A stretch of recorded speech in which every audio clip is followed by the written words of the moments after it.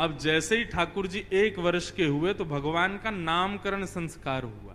श्री गर्गाचार्य जी महाराज नामकरण करने के लिए आए। गर्गाचार्य जी ने आकर के कहा, नंद बाबा कल का मुहूर्त अच्छा है, कल नामकरण कर देंगे, आज रात्रि विश्राम कर लेते हैं। बोले ठीक है। गर्गाचार्य जी बोले लेकिन एक दिक्कत है। यशोदा मैया बोली क्या? हम किसी के हाथ का बना भोजन नहीं करते, खुद बना के अपने ठाकुर जी को भोग लगा के तब पाते हैं। यशोदा मैया बोली अरे तो इसमें दिक्कत की क्या बात है, मैं आपको चूल्हा दे देती हूँ, आपको बर्तन दे देती हूँ, सारी सामग्री दे देती हूँ, आप बनाइए। गर्गाचार्य जी बोले जो जो कृपा दे दीजिए। यशोदा मैया ने सब सामग्री दी, गर्गाचार्य जी ने भोजन तैयार किया। अब बढ़िया एक पात्र में खीर बनाई, खीर में इलायची डाली, केसर डाला, मिश्री डाली, बढ़िया सुगंधित। आहा, जैसे ही गर्गाचार्य जी ने खीर बनाई, अपने शालिग्राम भगवान के सामने जैसे ही उसको सजाया तुलसी छोड़ करके। अब गर्गाचार्य जी का नियम था कि वो जब भोग धरते थे ना, उसके बाद 108 माला करते थे नेत्र बंद करके, और 108 माला होने पर तब भोग अनौसर करते थे। गर्गाचार्य जी ने भोग रखा और जैसे ही आंख बंद करके नाम जप करने लगे, अंदर आंगन में ठाकुर जी बलराम जी के साथ खेल रहे थे। अभी 1 वर्ष के हुए, थोड़े थोड़े चलते, तो ठाकुर जी बलराम जी के साथ खेल रहे थे। खेलते खेलते अचानक रुक गए। बोलना तो जानते नहीं, थोड़ा थोड़ा बोलते हैं। बलराम जी बोले का भयो? अच्छा, मनी मन में दोनों की बात होती है। ठाकुर जी बोले अरे भैया आज एक बहुत जोर को भगत आयो है, नामकरण करवे आयो हमारो। माने ऐसी जोर की खीर बनाई है, वहां में बढ़िया केसर डाली है, इलायची डाली है और मिश्री डाली है, बिल्कुल रबड़ी जैसी खीर है। मेरा तो मुंह में पानी आ रहा हो, खावे को मन कर रहा है। ताऊ जी बोले तो फिर रुको काई को, चलो जा, और बढ़िया लगे तो मुक्कू भी बुला लियो। ठाकुर जी बोले ठीक है। गुटमुन गुटमुन गुटमुन चल के ठाकुर जी जैसे तैसे मटक मटक के बाहर पहुंचे, और यहाँ गर्गाचार्य जी बैठे थे, नाम जप कर रहे थे। आगे उनके शालिग्राम भगवान के सामने खीर रखी थी। ठाकुर जी ने उठाई और गोद में रख करके और बढ़िया प्रेम से पान लगे, मुंह पे पूरे पे लगा लियो, नाक पे लग गई। छोटे छोटे हाथ हैं ठाकुर जी के, प्रेम से पा रहे हैं। गर्गाचार्य जी के जैसे ही भजन पूर्ण हुआ, माला नीचे रख के जय हो मेरे शालिक। खीर कहां गई?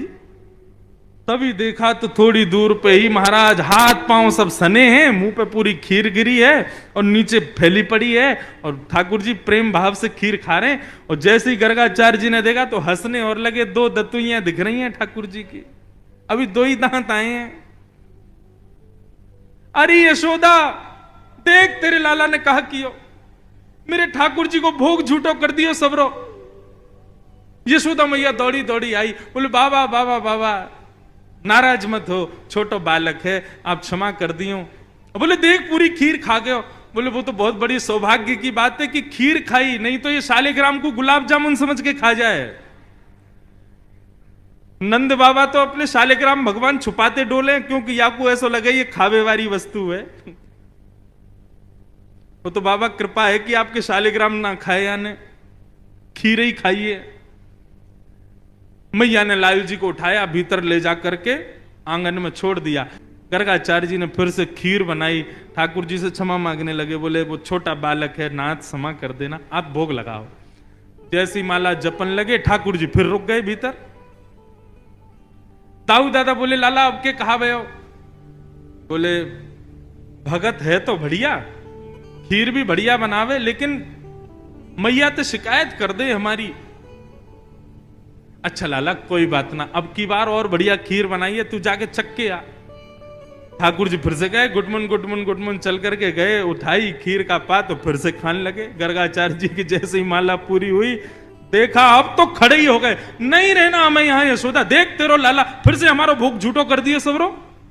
यशोदा मैया बोली क्षमा कर दो, मैं अपने बालक को किसी कमरा में बंद कर दूंगी, लेकिन आप नाराज मत हो। ठाकुर जी को ले जाके एक कमरे में छोड़ दिया, और मैया ने फिर से सब सामग्री दी। ठाकुर जी ने खोली खिड़की, और खिड़की पकड़ करके अब 1 वर्ष के ठाकुर जी और गुस्सा में देख रहे हैं गर्गाचार्य जी को। गर्गाचार्य जी भी देख रहे हैं, शैतान बालक। ठाकुर जी भी मन मन सोच रहे हैं, दारी के अभी तो तेने शैतानी देखी ना है हमारी, अब के बना तो को बताऊंगा मैं। गर्गाचार्य जी ने भोग बनाया, तीसरी बार भोग रखा। ठाकुर जी क्षमा कर दियो, छोटो बालक है, अब की बार भोग लगाओ। और जैसे ही त्वदीयम वस्तु गोविंद नाम जप करने लगे, ठाकुर जी उतरे और धीरे से खिड़की खोली, दरवाजा खोला, गुटमुन गुटमुन गुटमुन चल करके बाहर आए और उठाया खीर का पात्र। और जैसे ही पाने लगे, गर्गाचार्य जी को संदेह हो गया था कि कहीं बालक फिर से तो नहीं आ गया। जैसे ही नेत्र खोल करके देखा तो नन्हे से गोपाल जी के ही 4 भुजा प्रकट हो गई। शंख चक्र गदा पद्म ठाकुर जी ने अपने भुजाओं में धारण कर लिया।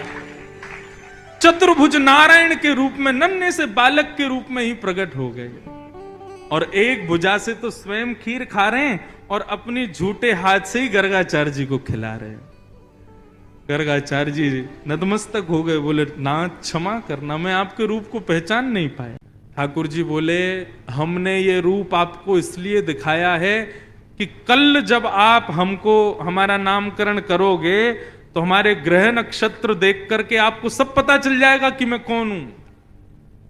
लेकिन ये सच्चाई हमारी मैया को मत बताना कि मैं कौन हूं। आपको छुपाना है कि मैं परमात्मा। मैया अभी मुझसे प्रेम करती है, मुझे दुलार करती है, मुझे बहुत स्नेह देती है। यदि वाकू पतो चल गई कि मैं भगवान हूं तो कहीं मंदिर में दियावेगी मोकू पुजारी जी, या की पूजा करे करो, भगवान है ये, मोकू मंदिर में ना जानो, मैं तो मैया के पास ही रहूंगा।